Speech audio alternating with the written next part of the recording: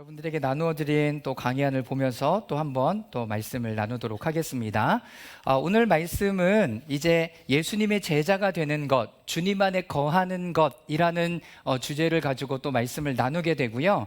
지난주와 같은 평행 본문, 그러니까 병행 본문 말씀입니다. 사복음서에 동일한 말씀이 여러 곳에 기록되어져 있습니다. 그 이유는 중요한 말씀이기 때문에 복음서 저자들이 계속 그 말씀을 기록해 두었던 것입니다. 그러니까 씨 뿌리는 자에 대한 비유들도 여러 복음서에 있고, 특별히 오늘은 마태복음에 있는 말씀을 가지고 이야기를 나눠보도록 하겠습니다. 먼저는 여러분들이 지난주에 하루시야 이 말씀 묵상을 하면서 가장 어려웠던 부분이 어떤 부분인가 좀 얘기를 들어봤더니 이거였어요. 누가복음 14장 25절에서 27절까지의 말씀이었습니다. 우리 다 같이 한번 읽어볼까요? 함께 읽겠습니다. 시작. 많은 무리가 예수와 동행하였다. 예수께서 돌아서서 그들에게 말씀하셨다. 누구든지 내게로 오는 사람은 자기 아버지나 어머니나 아내나 자식이나 형제나 자매뿐 아니라 심지어 자기 목숨까지도 미워하지 않으면 내 제자가 될 수 없다. 누구든지 자기 십자가를 지고 나를 따라오지 않으면 내 제자가 될 수 없다. 여러분, 이 말씀 제게 계속 어려우셨죠? 그런데 이 말씀을 예전에 설교한 적이 있어요.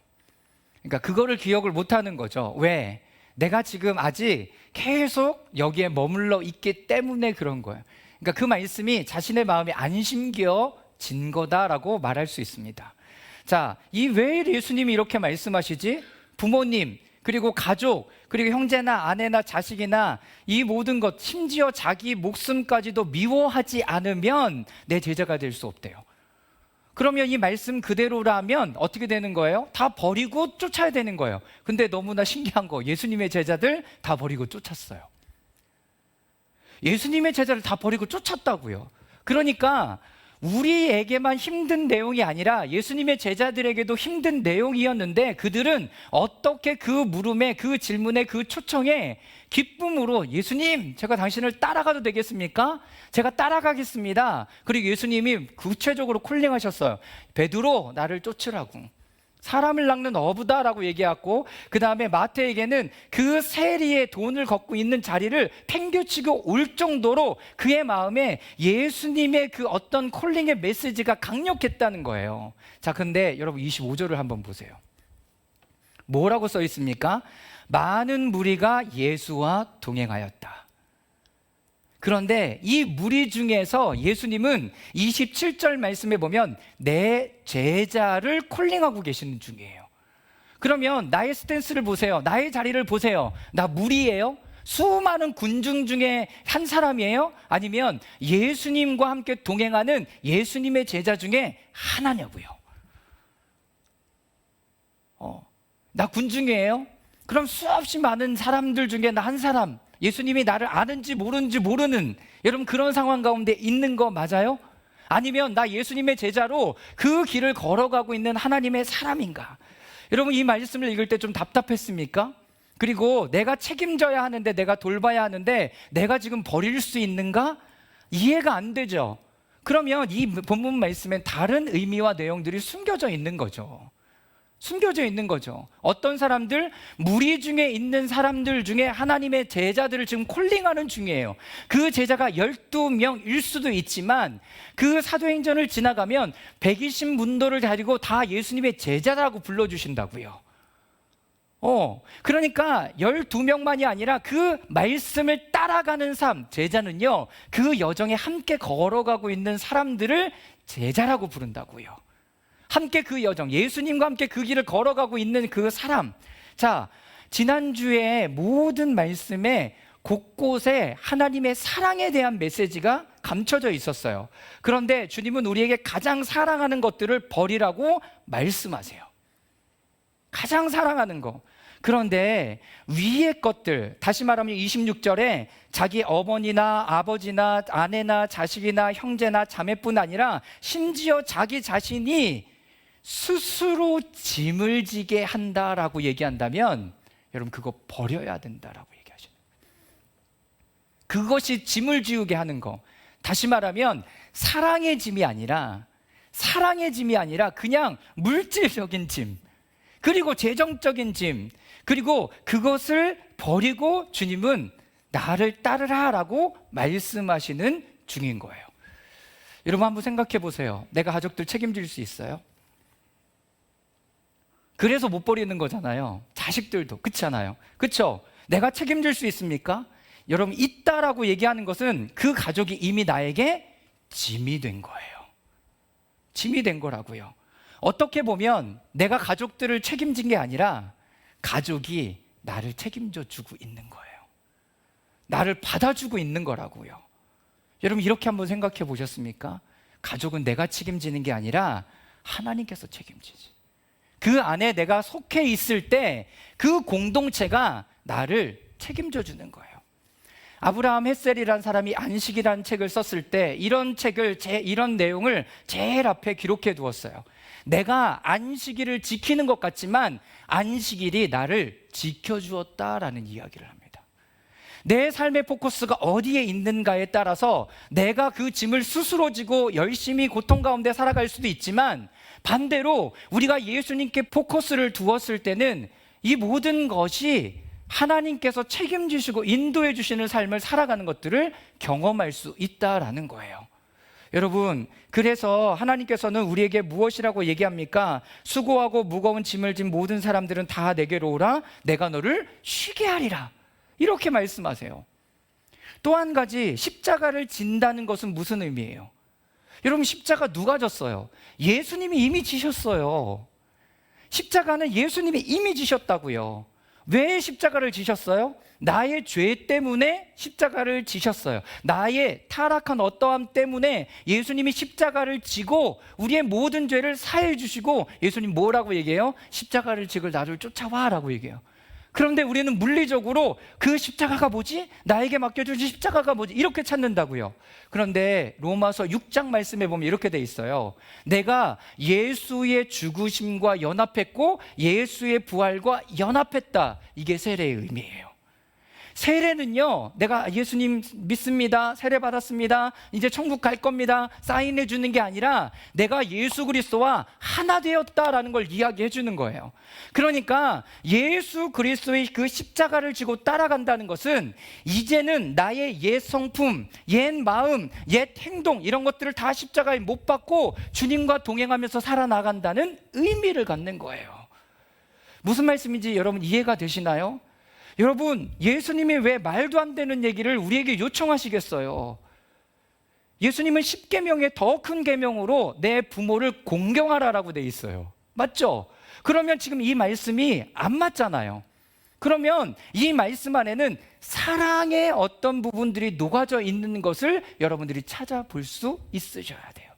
그냥 이 말씀에 아버지나 어머니 버리고 쫓아야 되는구나가 아니라, 위에 지금 보면 많은 무리 중에 있는 사람들에게는 분명히 요청한다고요. 나를 왜 따라오고 있니? 라고 묻는 거예요. 이게 나를 왜 따라오고 있고 너는 어떤 삶을 살아갈 거니? 나는 너를 위해서 죽었어. 그런데 너는 어떤 짐을 지고 있니? 라고 묻는 거라고요. 사랑하는 여러분, 오늘 이 말씀을 다시 한번 여러분 마음에 잘 새겨볼 수 있기를 바랍니다.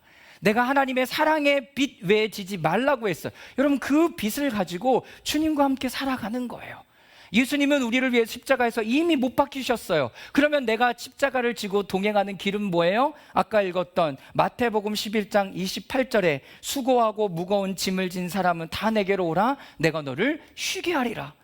내가 책임지고 내가 감당해야 되고 내가 먹여 살려야 되고 내가 돈 벌어야 와야 된다는 것은 누가 주인인 거예요? 여러분, 이 가정에 내가 주인이 되어져 있는 거란 거예요. 창세기 3장에 아담과 하와가 선악을 알게 하는 나무의 열매를 따먹었던 여러분, 그 모습 그대로를 또 내가 하고 있는 거라고요. 주님이 이미 우리에게 이 모든 것을 다 허락해 주시고 그 안에 있으면서 삶을 살아갈 수 있도록 인도해 주시는 삶을 허락해 주셨는데, 내가 책임지고 있는 이 삶을 살아가는 거죠. 여러분, 좀 마음이 어떠세요? 내가 지금 어디에 머물러 있는 것 같습니까? 사랑하는 여러분, 이 말씀을 좀 더 이 말씀하고 씨름하세요. 하나님 정말 맞습니까? 자식 버려야 되는 건 맞습니까? 나 자신 포기해야 되는 거 정말 맞습니까? 여러분 이렇게 나아가는 것이 여러분 진정한 묵상의 포인트가 되는 거예요. 그게 진정한 묵상이에요. 마음 어려워요. 저는 모르겠습니다가 아니라 왜 나의 마음이 이렇게 힘들지? 이 말씀을 보는데 내가 중심이 되어져 있기 때문에 그런 거예요. 내가 중심이 되어져 있기 때문에. 다시 말씀을 잘 보세요. 어떤 말씀으로 우리에게 먹여주시는가? 오늘 본문으로 들어가 보도록 하겠습니다. 예수님의 제자가 되는 것, 주님 안에 거함. 자, 지난주 본문과 같은 평행 본문의 말씀을 나눕니다. 그런데요, 여러분, 이 말씀을 볼 때마다 우리의 포커스는 어디로 가요? 내 밭은 가시밭인가? 돌짝밭인가? 아니면 길가밭인가? 우리는 계속 거기에 머물러요. 여러분, 비유가 뭐예요? 이 비유를 왜 들어주셨죠? 이 비유는요, 하나님 나라를 말씀하시기 위해서 이 비유를 들어주신 거예요. 그럼 포커스는 밭이 아니라 하나님의 나라예요. 하나님의 나라. 그러면서 지난주에 말씀을 어떻게 정리했습니까? 그리스도 안에, 예수님 안에 거하는 것이 좋은 열매, 많은 열매를 맺는 비결이라고 얘기했어요. 그러면 여기서 핵심은 뭐냐면 길가, 돌짝, 가시밭, 좋은 밭 이 부분이 아니라요, 하나님의 생명의 씨, 말씀이 내게 뿌려졌을 때 나는 그것을 어떻게 간직하는가가, 그리고 내가 그 안에서 어떻게 견디고 인내하여 열매를 맺을 수 있는가가 포커스라는 거예요. 다시 말씀드리면 내가 길가인지 가시덤불밭인지 돌짝밭인지 좋은 밭인지 이거를 살펴보란 얘기가 아니에요. 어떤 밭이든지 그 말씀을 내가 지킬 마음이 있냐는 거예요. 간직할 마음이 있냐는 거예요. 견뎌낼 마음이 있느냐는 거예요. 그렇게 인내하고 견뎌낼 때 나는 주님 안에 거하는 것이고 주님의 제자로 살아갈 수 있게 된다라는 것을 말씀해 주신다고요. 그러면 돌짝이면 다 돌짝 치우면 다 해결되든가요? 가시덤불 다 걷어내면 다 해결되든가요? 길가밭을 다 좋은 밭으로 기경해내면 여러분 좋은 열매를 맺든가요? 아니요. 더 중요한 건 내 마음이 하나님 앞에 준비되어지고 이 말씀을 지켜낼 마음의 준비가 되어 있어야 되는 거라는 거예요. 작년하고 또 포커스가 달라졌어요. 더 깊어졌어요. 작년에는 밭에 포커스를 맞췄어요. 그런데 올해는 그 밭이 아니라 예수님 안에, 주님 안에 거하는 것이 무엇인가, 그리고 붙어 있을 때 열매를 맺는다라고 주님께서 말씀해 주시는 거예요. 다시 말씀드려요. 밭이 포커스가 아니에요. 이 비유가 포커스가 아니에요. 이 비유에서 말씀하시는 것은 내가 예수 그리스도 안에 머물러 있는가, 내가 견뎌내려고 하는가, 그 말씀을 지켜내려고 하는가, 그 말씀을 내가 살아내려고 몸부림치고 있는가를 보라는 거예요. 여러분, 그 사람이 제자라는 거예요. 그 사람이 제자라는 거예요. 자, 오늘 말씀을 다시 한번 읽어보도록 하겠습니다. 마태복음 13장 1절부터 9절까지인데요. 교독하면서 읽어보도록 하겠습니다. 1절입니다. 그날에 예수께서 집에서 나오셔서 바닷가에 앉으셨다. 많은 무리가 모여드니 예수께서는 배에 올라가서 앉으셨다. 무리는 모두 물가에 서 있었다. 예수께서 그들에게 비유로 여러 가지 일을 말씀하셨다. 그런데 이렇게 말씀하셨다. 보아라, 씨를 뿌리는 사람이 씨를 뿌리러 나갔다. 그가 씨를 뿌리는데 덜어는 길가에 떨어지니 새들이 와서 그것을 쪼아 먹었다. 덜아는 흙이 많지 않은 돌짝밭에 떨어지니 흙이 깊지 않아서 싹은 났지만 해가 뜨자 타버리고 뿌리가 없어서 말라버렸다. 또 덜어는 가시덤불에 떨어지니 가시덤불이 자라서 그 기운을 막았다. 그러나 덜어는 좋은 땅에 떨어져서 열매를 맺었는데 어떤 것은 100배가 되고 어떤 것은 60배가 되고 어떤 것은 30배가 되었다. 함께 읽겠습니다. 귀 있는 사람들은 들어라. 여러분, 여기 또 지난주와 좀 다른 게 뭐가 있어요? 8절 말씀해 보세요. 덜어는 좋은 땅에 떨어져 열매를 맺었어요. 그런데 어떤 것은 몇 배? 100배. 어떤 것은 몇 배? 60배. 어떤 것은 30배가 되었다. 자, 좋은 땅에 떨어졌다고 해서 다 100배가 맺히는 게 아니에요. 그럼 가시덤불 땅에 떨어졌다고 아무것도 열매 맺지 못하는 게 아니에요. 열매가 있을 거예요. 돌짝밭도 길가밭도 그 비결은 뭐예요? 인내하고 견뎌내고 그 말씀을 살아내는 자들에게는 그 열매를 맺을 거라는 거죠. 지난주 말씀의 시작은 이랬습니다. 누가복음 8장 4절 말씀에 보면 무리가 많이 모여들었고 각 고을에서 사람들이 예수께 나오니, 예수님이 어디에 있었길래 그러죠? 유추해 볼 수 있어요. 예수님이 집안에 있었을 수도 있죠. 사람들에게 뭘 가르치기 위해서. 그런데 각 고을에서 사람들이 예수께로 와요.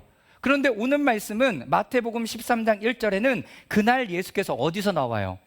집에서 나와요. 집에서 나와요. 한 번은 예수님이 계신 곳으로 사람들이 모여들었고, 한 번은 예수님께서 삶의 영역으로 나아가셨어요. 여러분, 이 말씀은 우리의 가정에서 뿐만 아니라 우리의 삶의 영역에서, 일터와 삶 모두에서 이 말씀이 적용된다라고 볼 수 있습니다. 그러니까 교회 안에서만 해당되는 게 아니라 여러분들의 일터와 삶터 모든 영역에서도 이 원리가 작동되는 거예요. 견디고 인내하고 그것을 보호하고 지켜내려고 하는 그때에 열매가 맺혀진다라는 거예요. 열매가 맺혀진다라는 거예요. 그 원리는 제자, 일관성, 그분 안에 거하는 원리가 적용되는 것입니다. 그 원리가 적용되는 거예요. 두 번째, 하나님과의 관계, 일상성을 유지하는 데 방해되는 것은 일관성이 우리에게 열쇠가 됩니다. 밭을 하나씩 볼게요. 첫 번째, 길가에 떨어진 씨. 첫 번째 문제는, 첫 번째 도전은 원수한테 그 씨를 빼앗긴다라는 거예요. 빼앗긴다. 왜 빼앗기는 줄 아세요? 피상적인 믿음을 가지고 있기 때문에요. 나 믿었어. 믿었는데 왜 열매가 이렇지? 결과가 이렇지? 여러분, 이런 사람들에게 빨리 이 열매가, 이 씨앗이 뺏겨져 버린다는 거예요. 씨가 뿌려졌어요. 그럼 어떻게 돼요? 뿌리를 내리고 줄기가 자라고 이파리가 나고 꽃이 피고 열매가 맺혀져야 돼요. 여러분, 이 시간이 어떨 때 보면 봄에 우리가 벼를 뿌리면 가을에나 거두는 한 6개월의 시간 이상이 걸리는 거라고요. 그런데 우리는 빛을 뿌렸다라고 생각하면서 바로 열매를 맺고 보기를 원하는 마음이 있는 거죠. 조급한 거예요. 여러분, 그럴 때 어떻게 해요? 마귀가 와서 그 은혜를 훔쳐갑니다. 기다리고 인내하는 시간이 필요해요. 자, 4절 말씀 다 같이 읽어보겠습니다. 그가 씨를 뿌리는데 덜어는 길가에 떨어지니 새들이 와서 쪼아 먹었다. 여러분, 그것을 쪼아 먹고 있어요. 쪼아 먹고 있는 거죠. 기다려야 돼요. 뿌리를 내릴 때까지 기다려야 돼요. 하나님은요, 우리에게 여러 번 말씀하셨어요. 약속을 여러 번 들었고요. 그러나 아무런 일들도 일어나지 않았을 때, 왜 그런가? 약속과 말씀 안에 내가 머물러 있지 않았기 때문에 그런 거죠. 피상성이라는 것은 본질적인 현상은 추구하지 않고 겉으로 보이는 현상에만 계속 관계하는 걸 얘기해요. 내 말씀에 씨앗이 뿌려졌나? 자꾸 내가 어떤 행동과 액션에 보여지는 것에 주목하고 있나? 이 말씀이 우리의 마음밭에 뿌려지는데 우리는 자꾸 다른 것에 관심이 더 많은 거예요. 말씀을 잘 지키고 보호하는 시간이 필요하죠, 우리 안에. 그래서 침묵하는 시간을 주는 거예요. 그래서 묵상하는 시간이 필요한 거예요. 그래서 멈추는 시간이 필요한 겁니다. 각자의 관심 밖에 있어요. 말씀을 나 알아요, 나 믿어요, 내가 이 말씀 잘 알거든요가 아니라 그 말씀이 뿌리를 내리도록 기다리는 시간이 필요하다는 겁니다. 어떻게 나아가야 하는가? 실제 그분 안에 거해야 합니다. 경계해야 돼요. 새들이 와서 쪼아 먹어요. 새를 어떻게 돼요? 쫓아내야죠. 가을에 들녘에 가보셨어요? 어떤 식물이든지 새들이 쪼아먹고 동물들이 다 가져갈까봐 펜스 치고 아예 다 모든 밭을 여러분 금은방으로 다 덮기도 해요. 여러분, 그런 마음이 필요하다고요, 우리에게. 그냥 말씀을 들었구나 그냥 후루룩 날려보내는 게 아니라 그 말씀을 내 마음 곁에 새기고 지켜가야 되는 시간이 필요한 거예요. 지켜가야 되는 시간, 경계하고 조심해야 돼요. 원수가 와서 하나님의 말씀 그리고 우리의 마음속에 두신 것을 빼앗아 갈 수 없도록 경계하고 조심해야 합니다. 키는 뭐예요? 일관성이란 키. 일관성이란 키. 두 번째 도전은요, 바위 위에 뿌려져요. 돌짝밭에 뿌려져요. 이것은 뭐라고 얘기할 수 있냐면 하나님의 말씀이 뿌려졌고 이제 뿌리가 생겨나려고 하는데 그 안에 뭐가 와요? 시련과 유혹이 와요. 예수님 믿는 거 너무나 좋았어. 기뻤어. 말씀해 주시고 나를 불러줬어. 너무나 기쁜데 어떻게 그 다음이 이루어지냐면 그 말씀을 빼앗아가고 뿌리를 내지 못하도록 어려움과 시련과 고통이 그들에게 임하는 거예요. 5절 말씀 읽어보도록 하겠습니다. 더러는 흙이 맑지 않은 돌짝밭에 떨어지니 흙이 깊지 않아서 싹은 곧 났지만, 네, 돌짝밭에 떨어져서 싹은 곧 났어요. 그러면 뿌리가 살짝 났다라는 이야기가 되죠. 뿌리가 살짝 나니까 싹이 곧 돋아났어요. 여러분, 우리는 지금 어디에 뿌리를 내리고 있습니까? 어디에 뿌리를 내리고 있어요? 여러분, 리프레임 처치라는 이곳에 뿌리를 내리고 있잖아요. 그러면 이 공동체가 어떻게 하나님을 닮아가고 있는지를 배워야 돼요. 배워야 된다고요. 여러분, 왜 우리는 많은 사람들을 다 초청해서 예배하는 일을 많이 하지 않을까요? 여러분, 그거보다 더 중요한 건 여러분 마음밭에 이 하나님의 말씀이 뿌려지고 뿌리를 내리기를 원하는 거예요. 그 시간들을 지금 보내고 있는 거죠. 어떻게 하든가요? 금식해요. 그리고 절기의 말씀을 따라가요. 한 달에 한 번씩 성찬 가운데 하나님의 형상과 공동체에서 함께 떡을 떼는 일들을 해요. 그리고 말씀을 읽어요. 그리고 다른 방식으로 말씀을 읽어가요. 여러분, 왜 그렇게 하는지를 질문할 수 있어야 되고 대답할 수 있어야 합니다. 왜? 우리에게 가장 중요한 것은 열매는 맺는 것보다 더 중요한 건 먼저 하나님 안에 거해서 하나님의 형상을 닮아가는 그 일들을 하고 있는 중이에요. 여러분, 우리가 하루 씨앗을 말씀 묵상을 하다 보니까 어떻든가요? 하나님의 말씀이 내 안에 잘 심겨지든가요? 잘 심겨지든가요? 아니요, 그렇지 않아요. 그렇지 않다고요.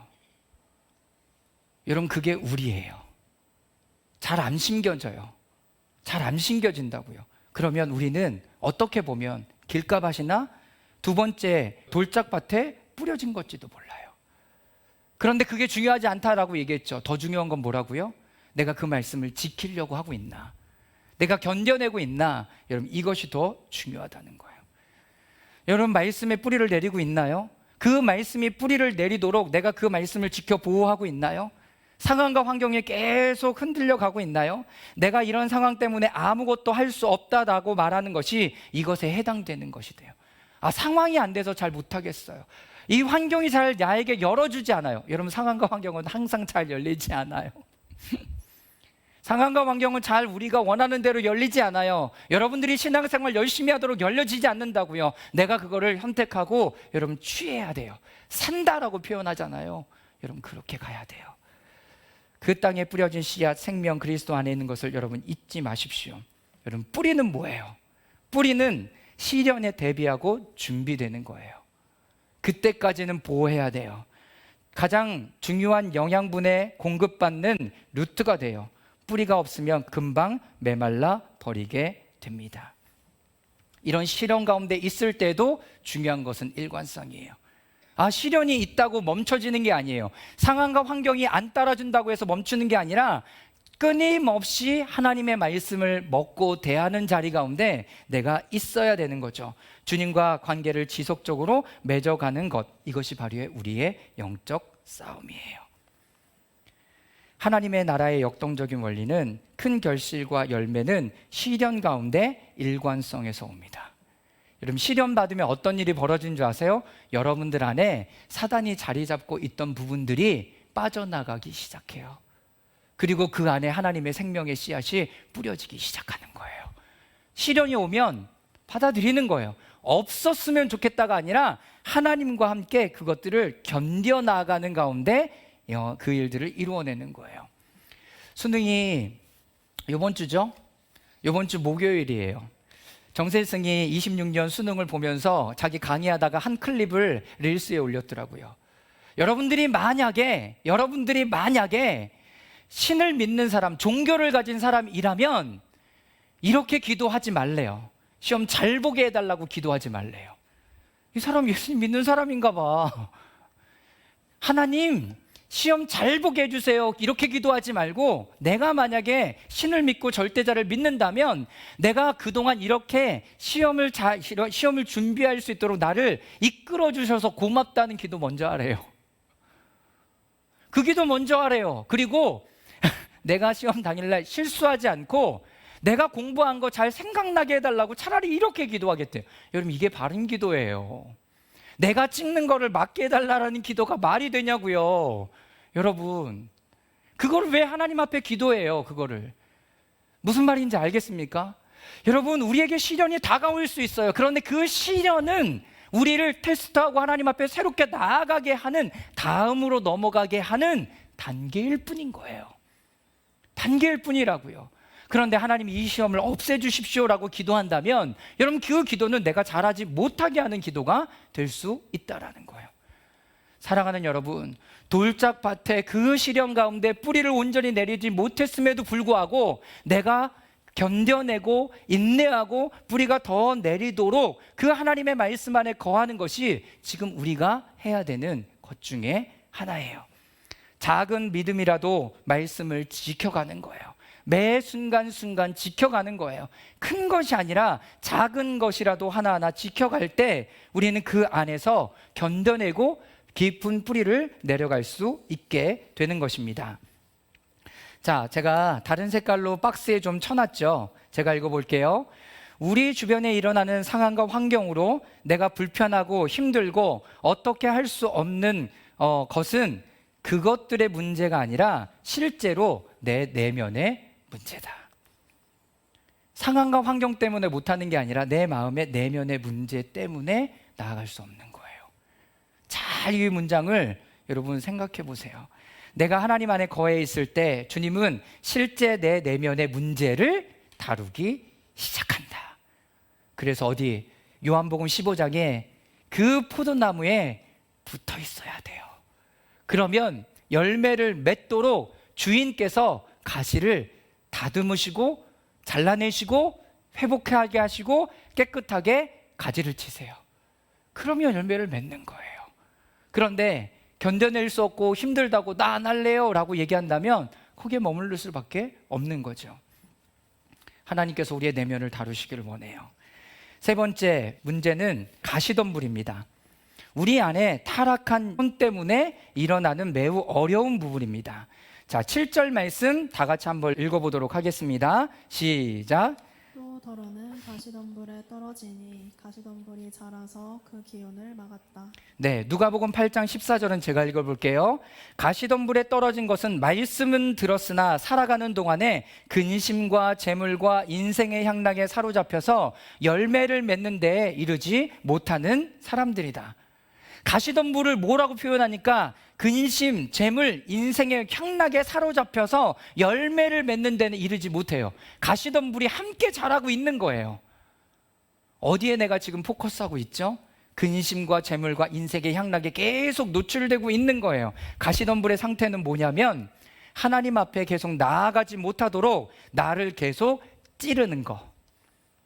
내가 하나님 앞에 나아가려면 야, 돈 벌어야지. 내가 하나님 앞에 나아가려고 하면 근심으로 날 찔러. 내가 하나님 앞에 나아가려고 하면 요것만 하고 요 게임만 하고, 여러분 요런 이야기를 지금 하고 있는 겁니다. 이 생의 염려, 재물, 향락에 기운이 막혀서 결실하지 못하는 걸 이야기해요. 이 마지막 문제는요, 우리의 타락한 자아와 연결되어져 있어요. 이게 무슨 말이냐면 우리를 속이는 거예요. 세상의 걱정, 재물, 현세의 쾌락보다 시련, 유혹이 더 힘들 거라는 생각을 가지고 있어요. 그죠? 그러니까 우리를 속이고 있는 거예요. 하나님께서 우리를 시험하시고 그러면 어려울 거야. 사단이 이렇게 하면 더 어려울 거야 라고 생각하는 거. 여러분, 더 쉬울 수 있어요. 주님과 함께 그 여정을 걸어간다면, 내가 하나님을 믿고 순종하고 따라가고 그러면 내가 하고 싶은 것을 못할 것이라는 생각이 들어요. 그러니까 이런 말 얘기하잖아요. 나는 이 세상 향락 이런 거 다 즐기다가 마지막에 예수님 믿고 죽을래. 여러분, 그것도 좋은 방법이죠. 그런데 이 땅에서 하나님이 주시는 그 하나님의 축복과 은혜와 그 풍성함을 누리지 못하고 간당간당하게 천국에 들어가는 그 일들이 있을까 없을까 잘 모르겠어요. 자신의 삶이 하나님 앞에 변화되지 않았기 때문에. 지난주에 제가 말씀드렸죠. 천국에 들어가는 키는 누구라고요? 나라고요, 나. 내가 하나님의 형상으로 바뀌어졌는가, 성품이 바뀌어졌는가, 내 말과 생각과 이 모든 것이 하나님의 모습으로 닮아가고 있는가, 이게 중요한데 마지막에 한번 믿었다고 내가 천국에 들어갈까? 넌 잠깐 보류, 이럴지도 몰라요. 이럴 줄도 모른다고요. 사랑하는 여러분, 속으면 안 돼요. 속으면. 그런데 또 이렇게 이야기해요. 가시덤불은요, 우리 안에서 하나님 안에 거하지 못하도록 계속 찌르는 건데요, 타락한 혼과 육체 가운데 깊이 뿌리 내리고 있어서 우리의 성격의 일부분처럼 느껴져요. 좀 모난 사람들 막 화나고 열받고 술 한잔 먹고 막 그걸 건드리면 뭐라고 해요? 나 원래 이래. 왜 웃으세요? 네, 그런 사람을 알고 계세요? 나 원래 이래. 여러분, 원래 그런 사람은 없어요. 원래 그렇지 않아요. 혼이 나를 대표해서 그래요. 타락한 내가 나를 대표해서 그런 거예요. 하나님이 그거를 다스려 가시기를 원해. 다루어 가시기를 원해요. 그러려면 어떻게 해? 하나님 앞에 이 부분들을 내어드려야 돼요. 하나님, 나 정말 쪽팔리고 창피하고 나 하기 너무 싫은데 하나님 하세요. 여러분, 그러려면 어떻게 될까요? 내가 좀 수치를 당해야 돼. 수치를 당해야 된다고. 부끄러움을 당해야 된다고. 여러분, 다음 주부터 드러낼 성육신의 시즌에 보면 마리아, 엘리사벳 이런 사람들은 그 당시에 뭘 당했던 사람인 줄 아십니까? 수치를 당했던 사람이에요. 무슨 수치요? 아기를 못 낳는다는 수치, 버려져도 아무런 할 얘기가 없는 그 수치를 당했던 사람인데 하나님께서 그 사람을 찾아가셔서 성령으로 잉태하게 하세요. 세례 요한, 엘리사벳 잉태하게 하셔서 하나님의 놀라운 일들을 이루어가게 하신다고요. 여러분, 그러니 우리의 삶 가운데 나는 원래 이래, 나는 원래 이런 놈이야, 이런 놈인 거 몰랐냐라고 얘기하는 그런 마음이 내 안에 튀어나온다면 여러분, 부끄러움을 감수하고 주님 앞에, 주님 나 이거 치유해 주세요 라고 울어야 돼요. 나 불쌍히 여겨달라고 주님 앞에 울어야 된다고요. 그냥 견뎌내고 숨기면 되는 게 아니라 하나님, 내가 이것밖에 안 됐습니다. 내가 믿음 생활을 모태신앙에서부터 여기까지 했는데 삶이 안 변하네요. 하나님, 내가 정말 창피하고 부끄럽습니다. 그리고 주 앞에 엎드려서 울어야 된다고요. 이 부분 고쳐주시고 만져달라고. 사랑하는 여러분, 하나님이 우리 공동체를 통해서 여러분 한 사람 한 사람을 여기에 거하게 하시고 계속 하나님의 말씀을 듣고 있어요. 그런데 그 씨가 뿌려지지 않으므로 내가 여기에 머물러 있지 않도록 하나님이 우리를 계속 흔들고 계시는 거예요. 여러분, 그것을 알아차리십시오. 알아차리시라고요. 나의 성품이 이것 때문에 하나님 앞에 못 나가는 것 같다면 하나님 앞에 엎드려 우세요. 엉엉대고 우세요. 하나님, 이것이 자꾸 나를 찌릅니다. 이것이 자꾸 나를 힘들게 합니다. 자꾸 이것이 나를 괴롭힙니다. 열매를 맺으려고 하면 이것 때문에 못 맺어서 와르르 무너지고, 열매를 맺으려고 하면 이것 때문에 또 와르르 무너지는 것. 여러분, 하나님이 그거를 다루기를 원하세요. 이제는 여러분, 기대하는 마음으로 이 시간들을 보낼 수 있기를 바랍니다. 여러분, 내 존재가 이렇게 무너질 때 그제서야 하나님과 나 1대1로 매치가 되기 시작해요. 0대 0. 그리고 마음과 마음, 그리고 존재 대 존재로 하나님 앞에 거해서 그분과 그제서야 대화하기 시작해요. 그제서야. 그래서 왜 병들고 사업 망하고 힘들어지고 어려워지면 하나님 앞에 나와서 도와달라고 엎드릴 때 하나님은 그 사람을 감격적으로 만나줄까요? 여러분, 그런 사람들에게는 다 뭐가 없어요? 재물이 이제 없어요. 지위도 없어요. 자존심도 없어요. 건강도 없어요. 아무것도 없어요. 그러니까 그 존재가 그대로 하나님 앞에 서 있는 거예요. 하나님 이때를 기다리셨는지도 몰라요. 그때를 기다리셨는지 모른다고요. 그러기 전에 청년들에게 권면하잖아요. 너의 공고한 날이 이르기 전에 너의 창조자를 기억하라고요. 하나님 앞에 돌아오고 이 말씀 가운데 반응하기 시작하면 여러분, 이런 상황이 아니어도 우리는 하나님과 대면하면서 하나님을 만나서 인격적으로 만나 교제하며 나아갈 수 있게 돼요. 지난주 금요일 날 모세가 하나님 앞에 시내산에 올라갈 때에 대한 이야기를 했어요. 그렇게 하나님 앞에 올라가고 땅의 모든 것을 내려놓고 하나님과 대면하여 그 자리에 있을 때 하나님은 그냥 우리가 어떻게 살아가면 좋겠습니까? 하나님 이럴 때 어떻게 합니까? 저럴 때 어떻게 합니까? 이런 메시지를 나누지 않고 십계명을 주시고 율법을 주셨어요. 지금까지도 유대인들이 지켜가고 있는 그 율법을 주셨다고요. 여러분, 이 세대에 대한 메시지를 허락하시기 시작했다고요. 제가 2005년에 시내산 올라가 봤어요. 새벽 1시에 일어나갔고요. 새벽 6시까지 어딘지도 모르는 깜깜한 밤을 걷고 계속 올라갔어요. 여러분, 그러니까 그냥 산꼭대기 하나에 해 뜨는 거 보여지더라고요. 모세가 거기서 하나님 만났대요. 모세가 거기서 하나님 만났대요. 지치고 목마르고 힘들고 빨리 자고 싶고 막 이런 상황에서 내 생각과 마음과 육체의 모든 것을 다 내려놓는 그 순간 하나님과 대면하기 시작하는 거라고요. 할렐루야. 내 생각을 가득한 채로, 내 육체적인 어떤 것을 가득한 채로 하나님을 만나는 게 아니라, 여러분, 무너지고 쓰러지고 자꾸 나를 찌르는 그것이 내게 너무나 힘들고 고통스러워서 하나님 앞에 엎드릴 그때에 하나님께서 나에게 말씀을 걸어오기 시작한다라는 거예요. 여러분, 그게 은혜예요. 그게 은혜라고요. 여러분 모두에게 그 은혜가 있기를 바랍니다. 그리고 견뎌내세요. 창피한 거 순간이에요. 쪽팔린 거 순간이라고요. 그런데 그 순간이 지나가면 내가 하나님 앞에 대면하는 시간들이 주어지고 내가 다시 새롭게 하나님 앞에 나아갈 수 있게 됩니다. 이 밭의 비유를 통해서 우리에게 주시는 하나님의 나라는 이렇게 형성되어져 가요. 이렇게 형성되어져 가요. 그냥 씨를 뿌리면 저절로 자라는, 네, 신약에 보면 너는 뿌리고 물을 주고 했지만 오직 자라게 하시는 분은 하나님이시다라고 얘기하잖아요. 오직 자라게 하시는 분은 하나님이세요. 어떻게 자라게 하실까요? 어떻게? 가지치기 해야 돼요. 우리가 순종하고 인내하는 그 시간들을 보신다고요. 그럴 때 하나님은 그것을 그대로 떠서 좋은 밭으로 옮기세요. 여러분, 내 마음밭의 주인이 누구예요? 밭의 주인이 누구이냐에 따라서 열매가 다르게 맺혀져요. 밭의 주인이 누구냐에 따라. 네 번째 단계, 우리의 목표입니다.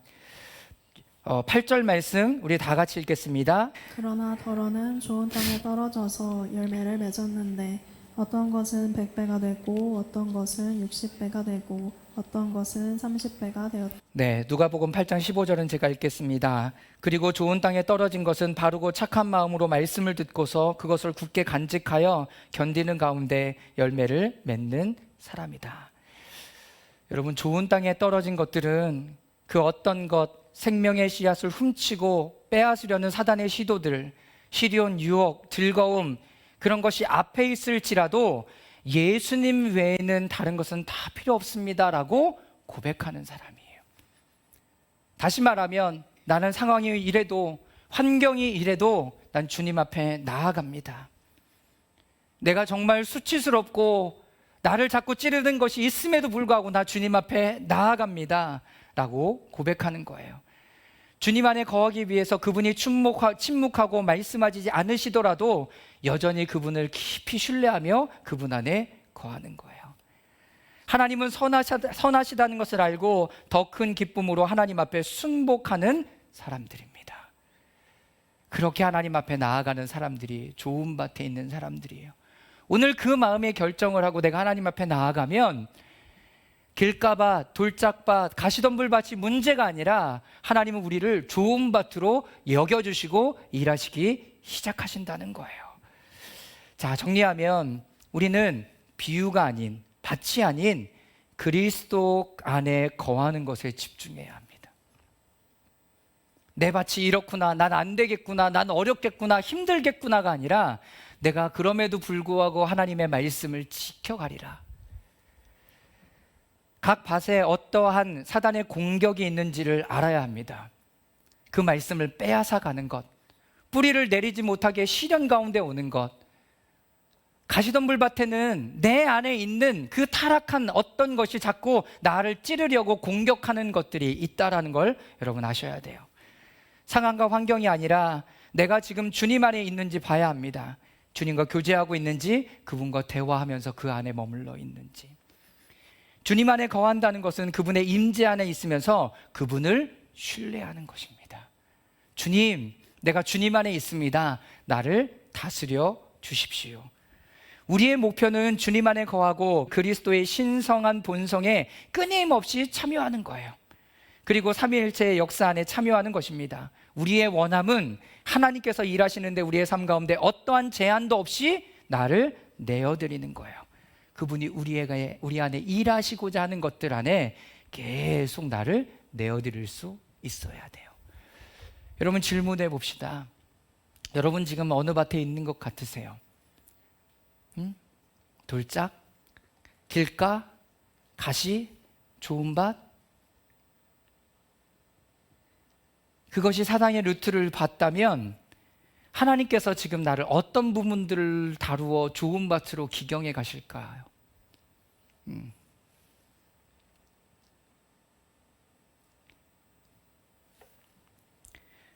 그분이 우리의 옛사람, 옛 모습을 무너뜨리고 재건하고 뿌리 뽑고 다시 심으시는 것을 원해야 합니다.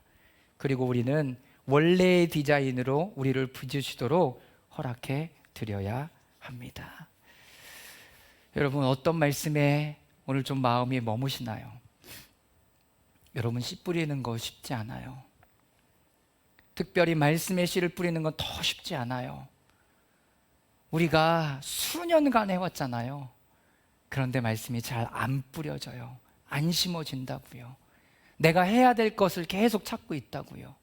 먼저 심어야 돼요. 하나님의 말씀을 뿌리고 그것을 내 안에 심어야 돼요. 그런데 심었을 때 여러 가지 어려움들이 우리 가운데 있다라는 거예요. 그런데 오늘 말씀은 이야기합니다. 밭이 중요하지 않다고. 그것을 지켜가려고 인내하고 애쓰고 견뎌내는가? 여러분, 그 질문을 우리 가운데 던져내고 있습니다. 우리 한 5분 정도 침묵 가운데 기도하겠습니다. 여러분, 머물러 계세요. 하나님 앞에 머물러 계세요. 그러면서 여러분 마음에 이렇게 자연스럽게 떠오르는 것이 무엇인지를 여러분 캐치하세요. 그리고 하나님 앞에 물으세요. 하나님, 나를 어떻게 빚어가기를 원하세요? 하나님, 이것을 어떻게 만지시겠습니까? 하나님, 이것을 어떻게 새롭게 하시겠습니까? 내 안에 쓴뿌리를 다 뽑아주십시오. 여러분, 그 마음의 준비가 있어야 돼요. 그렇다면 하나님이 여러분들 가운데 일하실 겁니다. 우리 5분 정도 침묵 가운데 기도하겠습니다.